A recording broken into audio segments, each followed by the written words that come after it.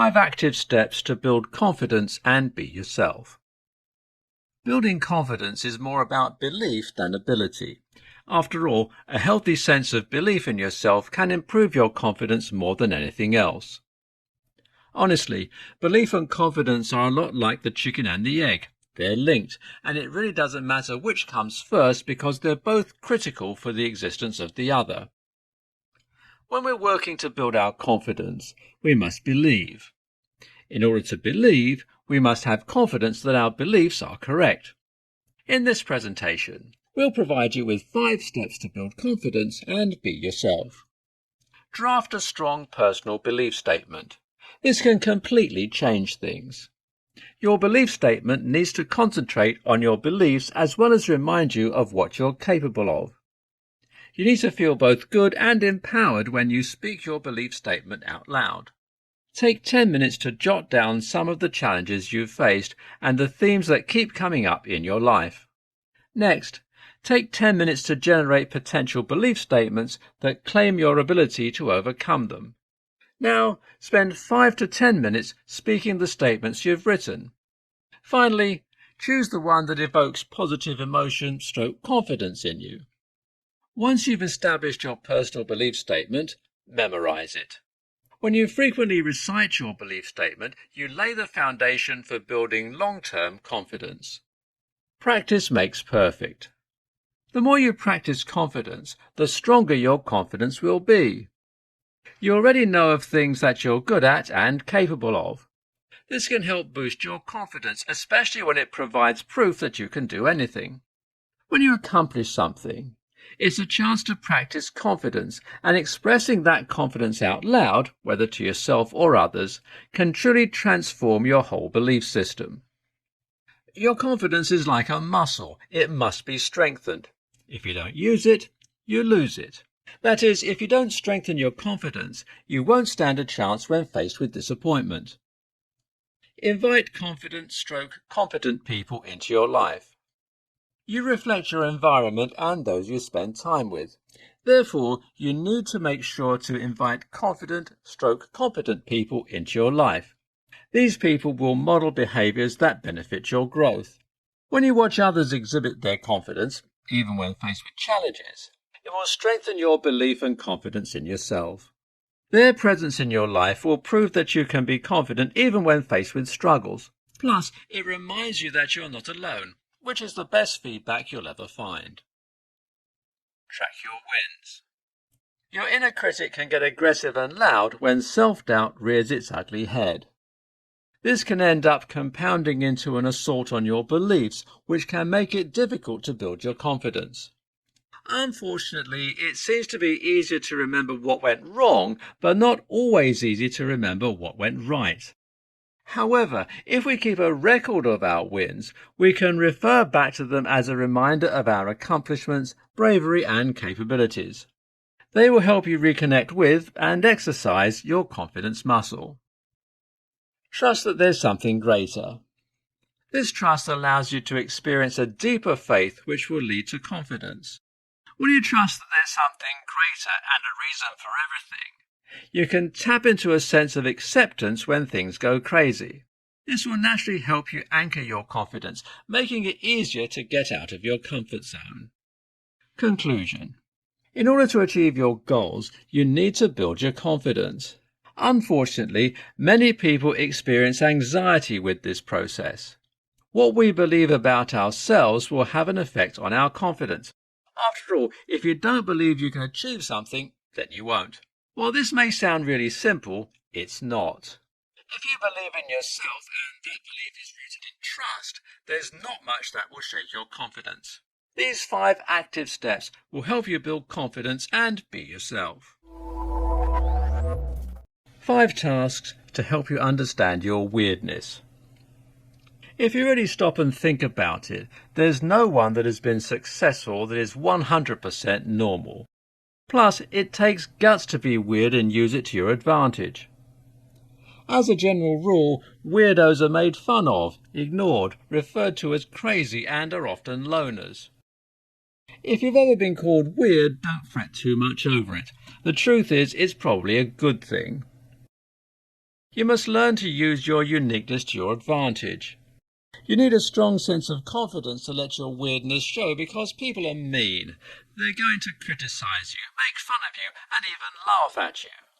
In this presentation, we'll take a look at 5 tasks that can help you understand your weirdness and learn to use it to your advantage.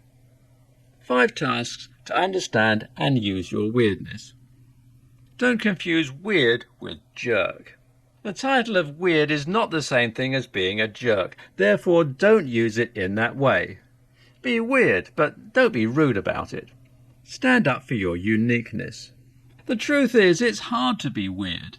Chances are you've learned by now that many people have difficulty accepting anyone who is different than they are. People are going to do whatever they can to make you normal. They may physically beat you up, or they may tease or ignore you until you comply. Sure, being weird is hard sometimes, but if you own it and don't back down no matter what, those in your life will learn to love you for it. Don't shy away or try to hide. Unfortunately, many times people get into situations and their weird starts to show. And instead of letting it happen, they bury it as quickly as they can before anyone else catches a glimpse of it. The truth is, weird is part of who you are, whether you like it or not. If you attempt to hold it in, you're not being true to who you are, which is the worst thing you can do. You're special because of your weirdness, and if you nurture it, it'll grow and you'll be able to use it to your advantage. Prepare for a different lifestyle. One thing you must keep in mind when you're weird is that your lifestyle is going to be completely different from that of anyone else. You may decide that you want to move into a hut and become a painter. Then again, maybe you want to investigate paranormal activities. Most people are not going to understand you, and the hard part is, some of those people will be those that you love deeply. However, no matter what, you must always be true to who you are. This is your life, and you only get to live it once. You must do whatever makes you happy. It's fine if you need to be selfish and never look back. Stop caring. This is one of the hardest things you'll have to do, and truthfully, no one ever completely masters it. However, the less you care, the more your weirdness will thrive, which means your happiness will increase because you're being true to yourself. Of course, some people change based on their environment. You may have to tone down your weirdness in certain situations, as some people may get overwhelmed with you. Ultimately, you must be true to who you are. Avoid those who don't support you as much as possible. Conclusion. If you really think about it, most of the really successful people in the world have a bit of weirdness in their personality. Sure, it takes guts to be weird. As a general rule, weird people are shunned.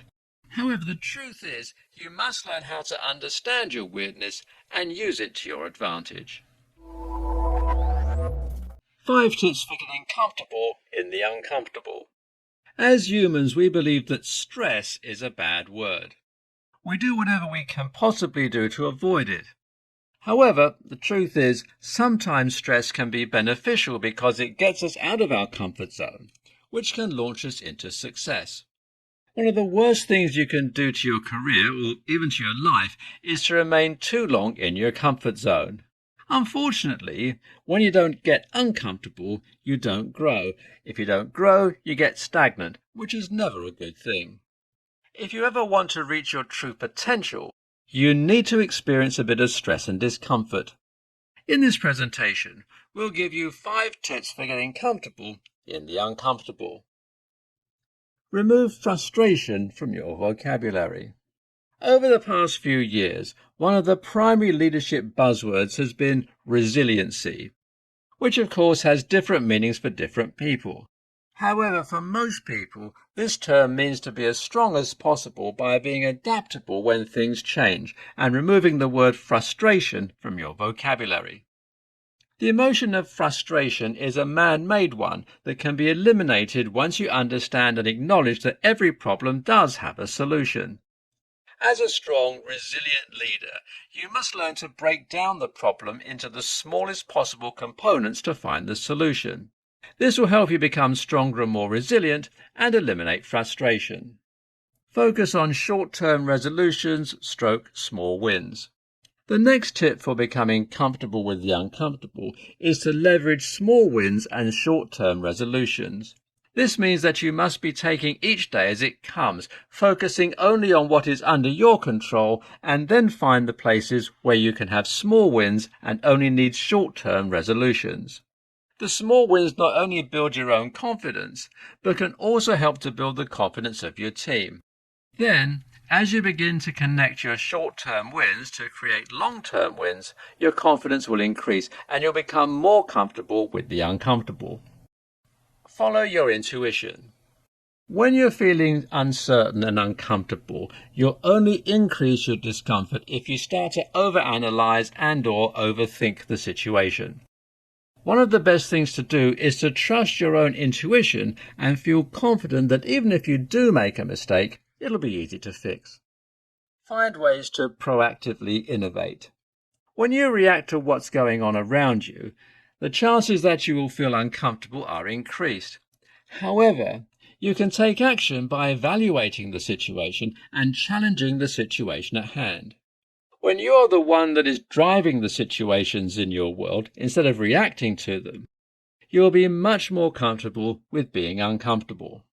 One of the ways that you can do this is to find ways that you can innovate the current situation. Unlearn and relearn new things. One of the main reasons why people are uncomfortable as a leader is that they're stuck in their old ways of thinking. When you can unlearn some of these old thought processes, you'll be a lot more comfortable with being uncomfortable. Conclusion. As humans, we often do whatever we can to remain in our comfort zone. We don't want to be uncomfortable. However, if you never get uncomfortable, you will never grow, which means you'll be stuck for a very long time. On the other hand, if you can implement some of these 5 tips for getting comfortable in the uncomfortable, you'll see growth like you've never seen before. 5 tips for setting boundaries with people who try to squash your weirdness. You've been told that you have a unique personality, and there are some people in your life who have tried to squash that. Unfortunately, you struggle with setting boundaries, but the good news is you're not alone. This is something that a lot of people seem to struggle with. In this tutorial, we'll explain 5 tips for setting boundaries with those who are trying to stifle your uniqueness.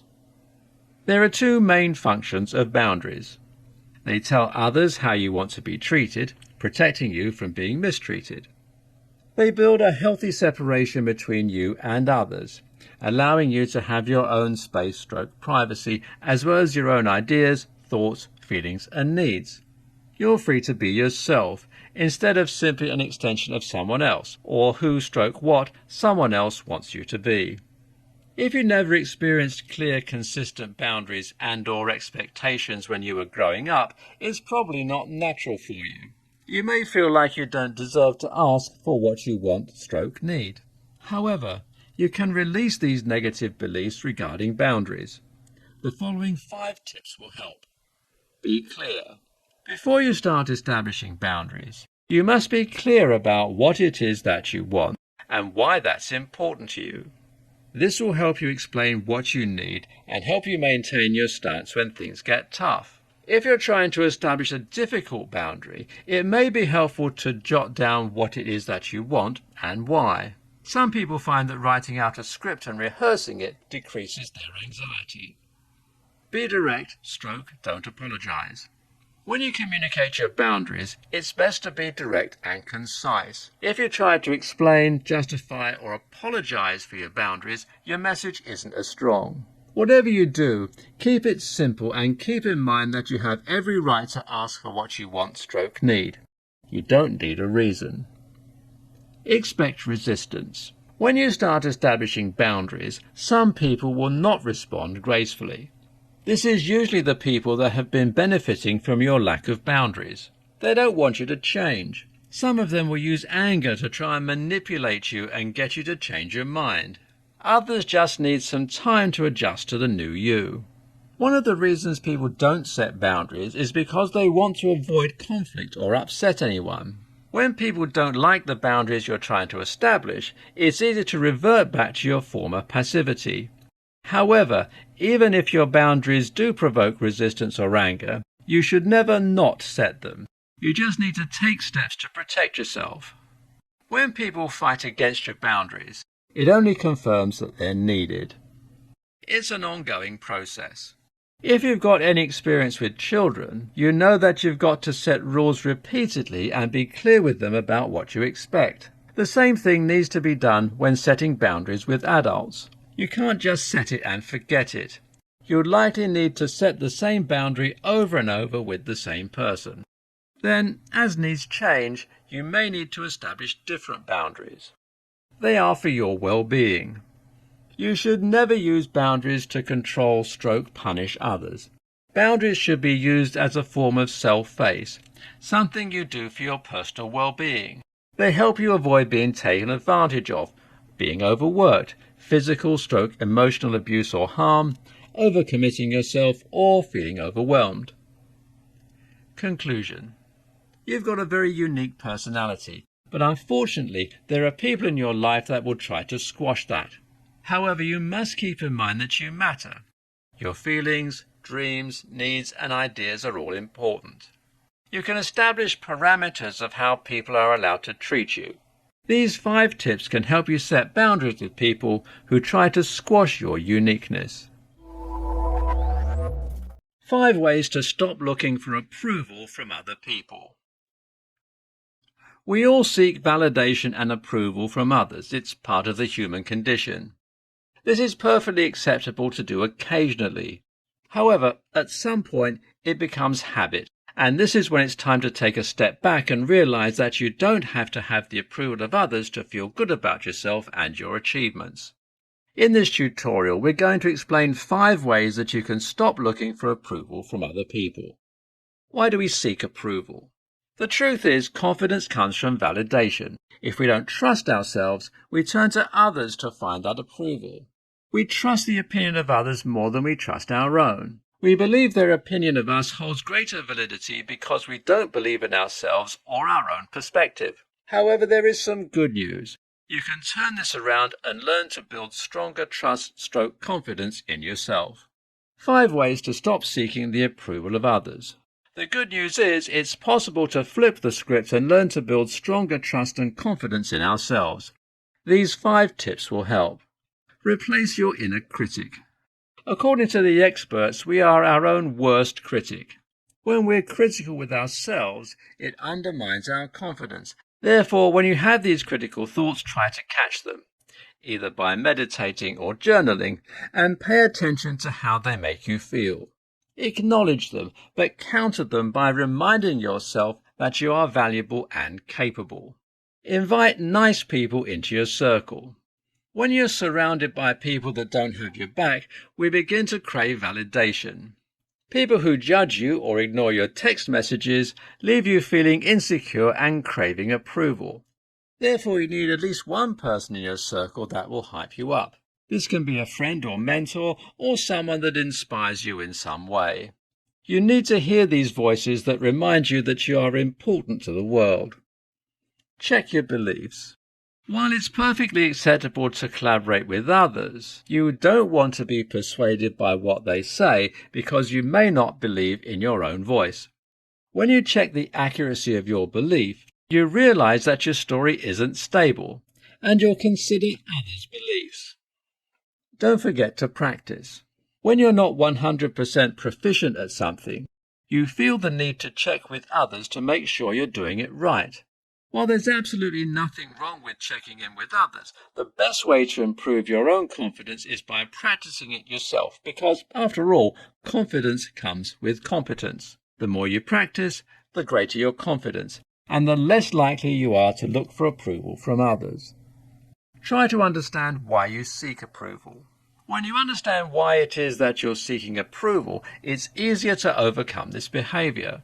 Before you reach out to others for approval, ask yourself why you don't trust your own opinion on the matter. You may find that you're seeking approval because you're unsure about something, or maybe it's because you want someone else to like or accept you. Conclusion. Seeking out the approval of others is part of the human condition. We all do it, at least from time to time.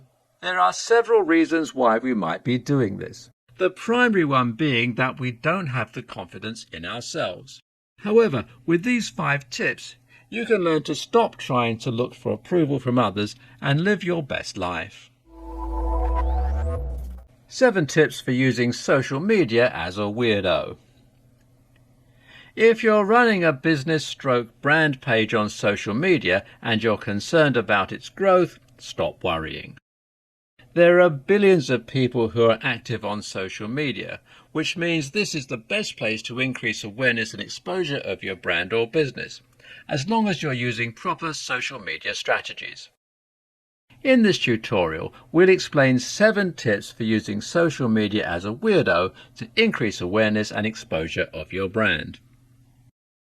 Whether you're launching a new brand or running a new business on social media, the best place to get started is with SMART goals. This acronym stands for Simple, Measurable, Achievable, Realistic, Time-bound. If your goals do not fit within these parameters, you must revisit them. Choose your platform carefully. Another useful tip is to carefully choose your social media platform. Over time, there are new, better platforms being established, which can make it hard to choose. However, choosing the one with the largest population of your target demographic is a great place to start. This will help you increase your follower account on other platforms. Know about target demographic and take appropriate steps. Once you've set your SMART goals and you've chosen your platform, you want to consider your target demographic and get all the information you can about them. This is who will determine whether your brand or business is successful. Pay close attention to the posts that they engage with and the content they're interested in, as well as the platform where they are most active. This will help you find out a lot so that you can create more engaging content and therefore increase your visitor and follower count. Increase follower count with a winning game plan. Research has proven that when you create/follow strategies for your social media platforms, you're more likely to be successful than those that do not. Therefore, you must take the time to learn and implement as many social media strategies as you can come up with to make your dreams come true. Here are a few things to consider. Highlight upcoming events/festivals. Create custom hashtags for your posts. Follow a theme and make it interesting for your audience. Make sure your audience is engaged on your campaigns, trends, and features. Utilize helpful tools on social media platforms. One of the ways you can grow on social media platforms is to use the tools that are available to you. As mentioned previously, pay attention to the actions and behaviors of your target audience. Of course, it's not always feasible to stay up all night to wait until your followers are online. Therefore, use a contact scheduler so that your content can be posted at the time you choose without you having to lose sleep. Use the storytelling method. Research has shown that one of the most effective ways to spur people to act on something is through storytelling. People believe in stories/experiences that are packed with emotion, which will increase your brand awareness, which also makes your brand grow. Additionally, storytelling builds an emotional attachment, which helps your audience relate to your stories. Implement emote icons. Emote icons are a great way to increase engagement on your content and deliver the appropriate meaning to your audience. People are able to understand the tone, direction, and nature of your content. In the world of social media, plain text looks boring. Conclusion. These tips may seem a bit on the simple side, but they are highly effective for helping you learn to use social media as a weirdo. Sure, you'll have to put some time and effort into them, but there's nothing in the world that comes easy. The results that you achieve will be completely worth it in the long run. 10 inspirational quotes for and by weird people. Unfortunately, weirdness, or uniqueness is something that most people in the world simply don't know how to appreciate. Most people are more comfortable around conventional or normal people. After all, this seems to be the much safer choice. However, eccentricity is often synonymous with authenticity and a strong sense of self-confidence. Often, we hide the best parts of ourselves because we're afraid that others are going to reject or misunderstand us. After all, it's happened, either to us or to people that we know, and sometimes at a very young age. Part of the human condition is the desire to be liked and to conform to the box we're supposed to be in.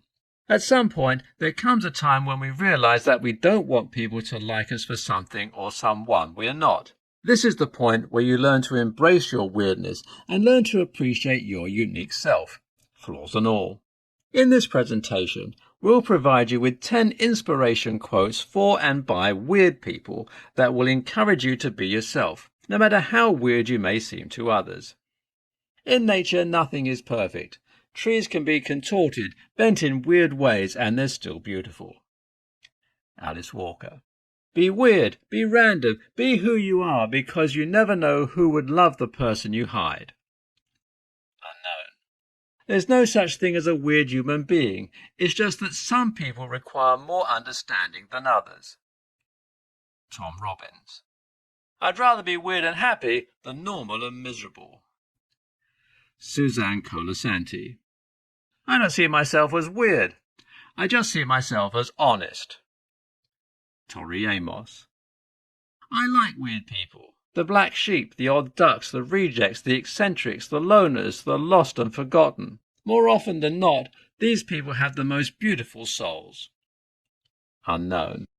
I am convinced that the only people worthy of consideration in this world are the unusual ones. For the common folks are like the leaves of a tree and live and die unnoticed. L. Frank Baum. I think everyone's weird. We should all celebrate our individuality and not be embarrassed or ashamed of it. Johnny Depp. All forms of madness, bizarre habits, awkwardness in society, general clumsiness are justified in the person who creates good art. Roman Paine. Blessed are the weird people, poets, misfits, writers, mystics, painters, troubadours, for they teach us to see the world through different eyes. Jacob Nordby. Conclusion. You must learn to embrace your weirdness. Sure, not everyone is going to fall in love with who you are, and that's perfectly okay. Not everyone has to like you. The only thing that matters is that you learn to like yourself and be true to yourself. Don't ever let anyone get you down. Debunking 5 common myths about weirdness. There are 5 self-beliefs that have an impact on your performance. If you ever find yourself thinking or believing any of these, be careful. On the other hand, if you do hold any of these beliefs, you can be optimistic because beliefs can be changed. In this presentation, we're going to debunk 5 common myths about weirdness. This will help you become aware of what needs to change and understand how your behavior is influenced by your motives. Success is determined by how you compare with others. When it comes to our personal and professional agendas, we all set our own standards of excellence. We compare ourselves to our past achievements. We compare ourselves to objective standards. We compare ourselves to other people. These comparison points determine our goals. I cannot obtain happiness. Many people believe that their weirdness will keep them from obtaining happiness, no matter what they're trying to do. They believe that they're just as likely to find a unicorn in the White House. However, it is possible to achieve happiness. Here's what you must do. Figure out your values. Understand that attaining certain goals isn't the answer. I'm not in control of the world. According to Carol Dweck, a psychologist, we have one of 2 primary viewpoints that affect how we interact with the world. We believe that we can change and grow with personal effort, or we are at the mercy of the world, unable to influence our own destiny. My skill/ability is extraordinary. A survey from 2018 indicated that 73% of nearly 3,000 college-educated Americans believed that they were above average intelligence. Unfortunately, skill inflation is a major issue in the workplace. A college graduate will show up for a job thinking they can do it when, in reality, they're not even close to being prepared. In addition to derailing your career, overconfidence in your skills makes you seem hopeless because you have no clue that your performance is subpar. When you're in a professional environment, you may have a hard time recognizing the obvious, and instead of trying to improve, you just keep looking for validation for your own beliefs while ignoring information that conflicts them. It's my motivational type. As humans, we have a voracious desire to try to find the reason for certain behaviors, outcomes, and events. If something doesn't work out right, we want to know who caused it and why it happened. If something does work out perfectly, we snatch up credit and then try to find out how and why it was a successful outcome so that it can be repeated in the future. We also enjoy not expending cognitive effort when we can. Why should we think / reason if it's possible to generalize? This pattern of seeking causes an event. And also, resting our brain causes us to label others based on certain characteristics and traits. We use labels to justify our identities and behaviors.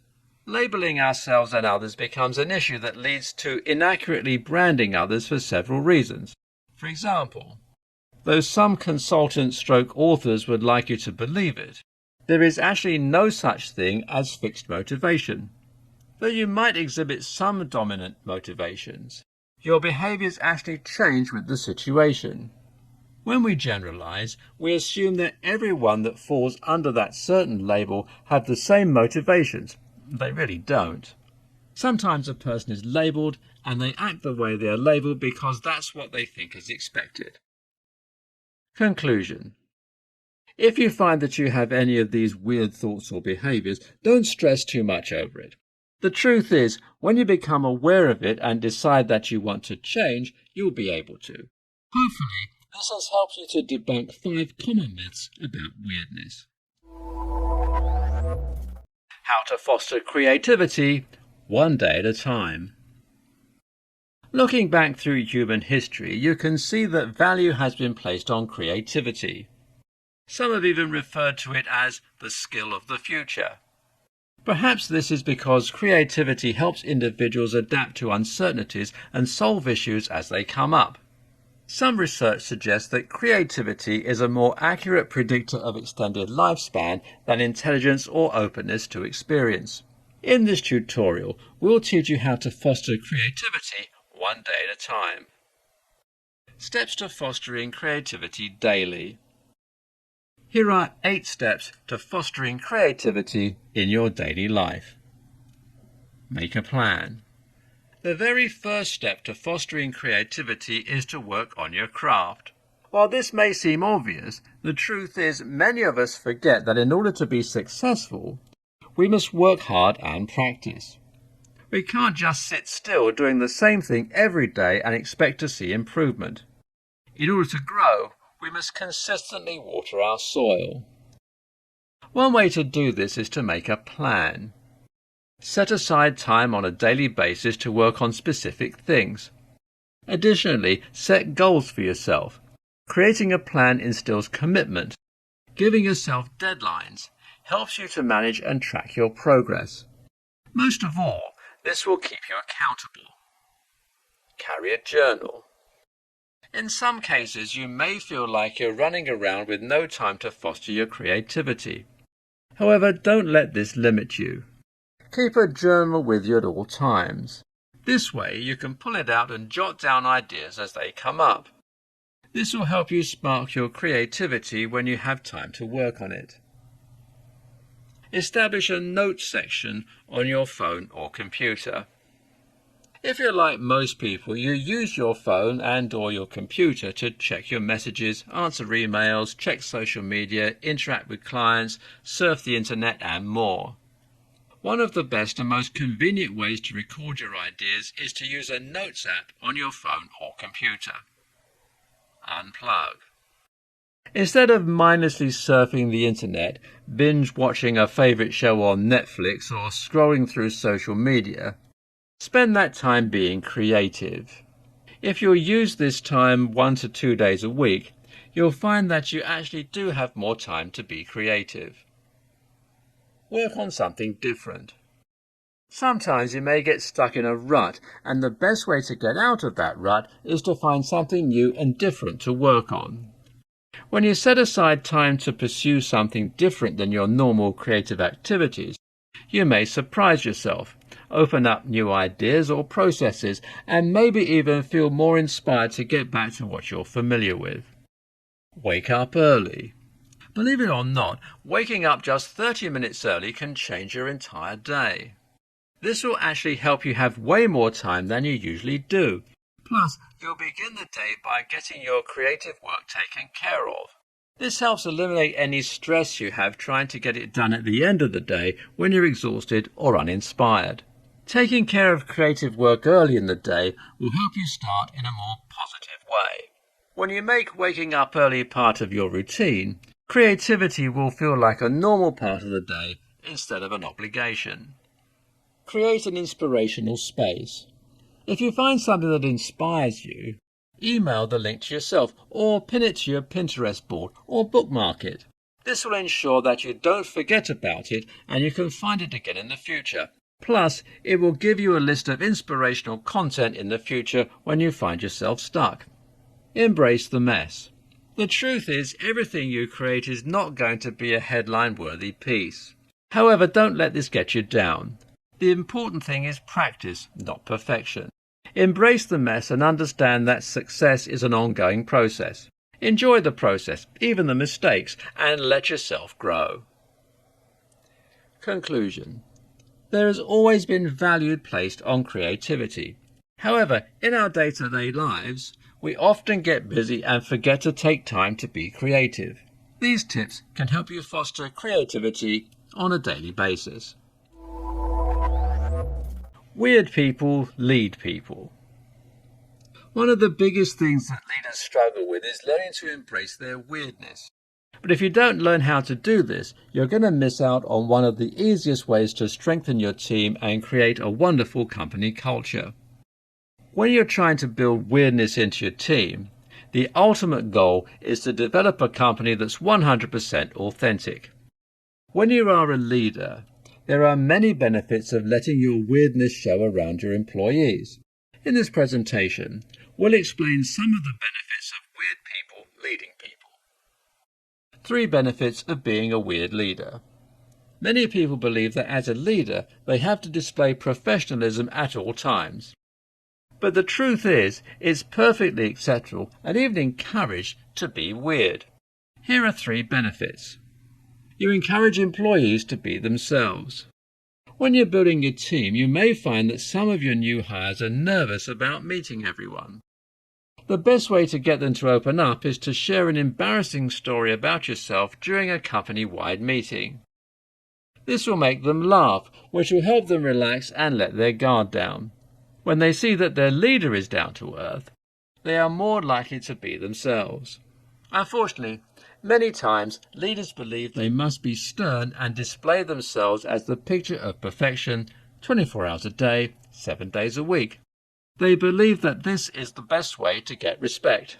However, the truth is, this is one of the worst things you can do as a leader.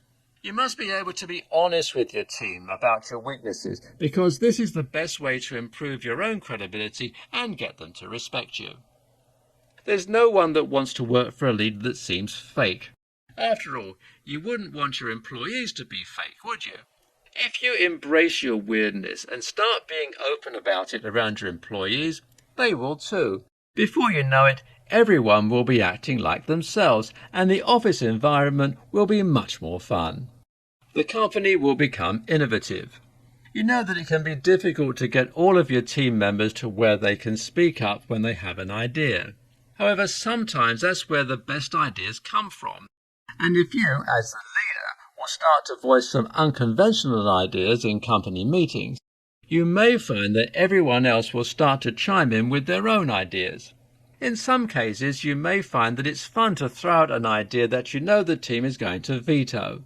This will indicate to the team that their ideas can't be that strange or bad and encourage them to speak up more often. Since you're the leader, your team members will feel good about themselves when their idea is voted in over yours. Sure, it means that you lose the spotlight for a moment, but it builds the confidence of your team members, and they'll start innovating without your encouragement. You'll make better hiring decisions. Once the team members start to let their inner weirdness show, it will begin to rub off on those that you interview. When an interviewee comes in, they'll see what it will be like to work at your company. They'll see that everyone in the office is quirky and proud to let it show. In some cases, you may have interviewees that are not looking for that type of environment. You don't want those people anyway. Start the interview by having a few fun and unique questions. Then gradually ease them into the weirdness by inviting them to a company social. At the social, be authentic and share some embarrassing stories about yourself. When this is over, you and the applicant will know whether or not they're a good fit. Conclusion. Leaders tend to struggle with letting their weirdness show, or, as some people put it, letting their freak flag fly. However, the truth is, a little weirdness or a few quirks can't be a bad thing. After all, when you show your weirdness, you'll find that employees feel free to be themselves, will learn to be more innovative, and you'll make better hiring decisions.